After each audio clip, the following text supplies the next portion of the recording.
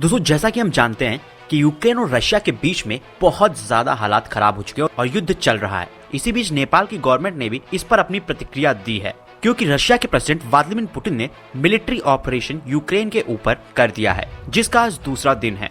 आपको बता दें कि नेपाल की मिनिस्ट्री ऑफ फॉरेन अफेयर्स ने कहा कि नेपाल गवर्नमेंट क्लोजली देख रही है डेवलपमेंट्स यूक्रेन में और चाहती है कि संयम बरता जाए। नेपाल की सरकार की प्रतिक्रिया ये है कि किसी भी देश की सॉवरेनिटी और इंटीग्रिटी टूटनी नहीं चाहिए, यानी कि उसकी संप्रभुता और क्षेत्रीय अखंडता का उल्लंघन नहीं होना चाहिए और ये हर यूएन के मेंबर को रेस्पेक्टफुली करना चाहिए। यानी कहीं न कहीं नेपाल गवर्नमेंट यूक्रेन के फेवर में जा रही, क्योंकि रशिया ने अटैक किया है यूक्रेन की सॉवरेनिटी, साथ ही साथ उसकी इंटीग्रिटी पर। और नेपाल जैसा पीसफुल कंट्री शायद ही दुनिया में कोई होगा, क्योंकि नेपाल को हमेशा पीस के लिए एज एन एग्जाम्पल रखा जाता है। नेपाल की मिनिस्ट्री ने एक स्टेटमेंट जारी किया था, जिसमें नेपाल ने इस फोर्सफुल एक्शन का अपोज किया था, क्योंकि यूक्रेन की क्षेत्रीय अखंडता का उल्लंघन था। साथ ही साथ नेपाल ने इस पर पीसफुल डायलॉग की बात कही थी। साथ ही साथ नेपाल की गवर्नमेंट ने यूक्रेन में फंसे कोई भी नेपाली के लिए एक नंबर जारी किया है, साथ ही साथ एक ईमेल जारी किया, जो कि आपकी स्क्रीन पर है। अगर कोई यूक्रेन से इसको देख रहा है तो प्लीज आप उस पर कॉन्टेक्ट करके नेसेसरी हेल्प ले सकते हैं। साथ ही साथ यूक्रेन और रशिया के बीच में चल रही हालिया अपडेट्स की बात करें तो कल तक रशिया ने यूक्रेन के डोनेट्स्क और लुहांस्क के रीजन को इंडिपेंडेंट करने की बात कही थी, लेकिन आपको बता दें कि आज रशिया सिर्फ उन दो इलाकों से भी आगे बढ़ चुका है। जी हाँ, रशिया यूक्रेन की कैपिटल काइवी पर अटैक कर रहा है इस समय और काइवी को चारों तरफ से घेरने की कोशिश कर रहा है। आपको बता दें कि कल ही रशिया ने कई मिसाइल्स लॉन्च की और यूक्रेन के कई और मिलिट्री ठिकानों को खत्म किया है। कहा जा रहा है कि यूक्रेन की स्पेशल यूनिट से करीबन 200 लोगों की डेथ हो चुकी है।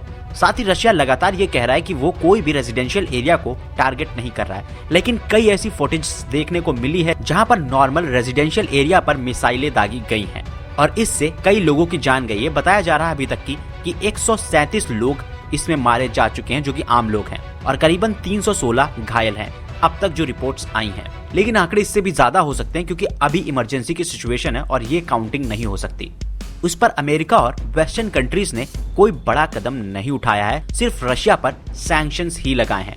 और अमेरिका का ये भी कहना है कि वो यूक्रेन में अपनी आर्मी लेकर नहीं उतरेगा रशिया के खिलाफ। तो यूक्रेन कहीं ना कहीं अकेला पड़ गया है इस लड़ाई में और रशिया के उन्नतम हथियार के आगे कहीं ना कहीं यूक्रेन को पीछे हटना पड़ रहा है।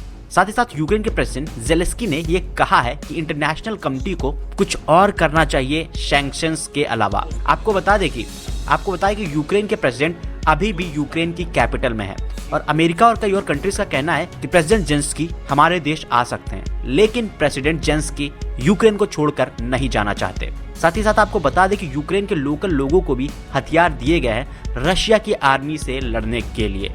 तो सिचुएशन बहुत गंभीर हो चुकी है, जहां पर बहुत ज्यादा फायरिंग्स देखने को मिली है और बहुत सारे टैंक्स, साथ ही साथ और चीजों का मूवमेंट देखने को मिला है। रशिया पे सैंक्शंस की बात करें तो 70 देशों ने रशिया पर कई बड़े प्रतिबंध लगा दिए हैं। साथ ही साथ एक यूक्रेनी सोल्जर की वीडियो भी काफी ज्यादा वायरल हो रही है, जो कि लास्ट लव यू अपने फैमिली को बोल रहा है। और एक पिता की भी वीडियो वायरल हो रही है, जो कि अपनी बेटी को सेफ जगह पहुंचा रहा है और अपनी फैमिली को सेफ जगह पहुंचा रहा है और उसकी आंखें भरी हुई हैं।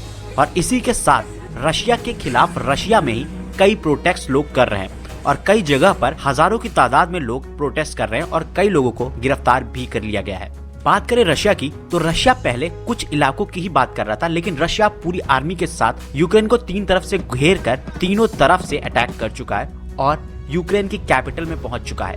रशिया का कहना है कि वो यूक्रेन को डीमिलिटराइज करवाएगा, यानी कि यूक्रेन में कोई भी हथियार नहीं होंगे और उनका सीधा मकसद यूक्रेन की कैपिटल में पहुंचकर यूक्रेन के प्रेसिडेंट को बंदी बनाना है, जिससे सब कुछ रुक सके। और इसी के साथ यूक्रेन जैसा देश शायद अब खत्म हो जाएगा, क्योंकि रशिया के हाई टैक्स के आगे यूक्रेन नहीं टिक सकता, जबकि उसको अमेरिका और कई और देशों ने कई टैक्स में मदद की थी और यूक्रेन के पास कई ड्रोन्स, साथ ही साथ कई और टैंक तबाह करने के लिए लॉन्चर्स थे। लेकिन फिर भी यूक्रेन की कम पॉपुलेशन है और आर्मी बहुत छोटी है रशिया के आगे। लेकिन यूक्रेन की आर्मी ने यह भी दावा किया है कि उन्होंने रशिया के कई सोल्जर्स को मौत के घाट उतार दिया है और साथ ही साथ रशिया के एक फाइटर जेट को गिरा दिया और कई हेलीकॉप्टर्स को भी मार गिराया है। साथ ही साथ यूक्रेन के प्रेसिडेंट ने सरेंडर ना करने की बात कही है रशिया को और इस पर नेपाल की मिनिस्ट्री ऑफ फॉरेन अफेयर्स के भी कुछ कमेंट्स आए हैं, जिनके हमने जिक्र किया था। यानी कहीं ना कहीं नेपाल यूक्रेन की साइड रखता है। साथ ही रूसी राष्ट्रपति का अब से कुछ घंटे पहले ही एक बड़ा बयान आया है, जिसमें उन्होंने यूक्रेन की सेना को कहा है कि यूक्रेन आप सबको ह्यूमन शील्ड की तरह यूज कर रहा है और अगर आप हथियार छोड़ देते हो तो रशिया यूक्रेन पर कब्जा नहीं करेगा, और कहा कि रशिया कब्जा नहीं करना चाहता है यूक्रेन पर। साथ ही रशिया के प्रेसिडेंट ने नेटो देशों को भी ललकार दिया है। अब हालात क्या होगा वो तो वक्त ही बताएगा। तो इस पर आपकी क्या राय है, कमेंट बॉक्स में कमेंट करके बताइए कि यूक्रेन सही है या फिर रशिया। धन्यवाद। NI news.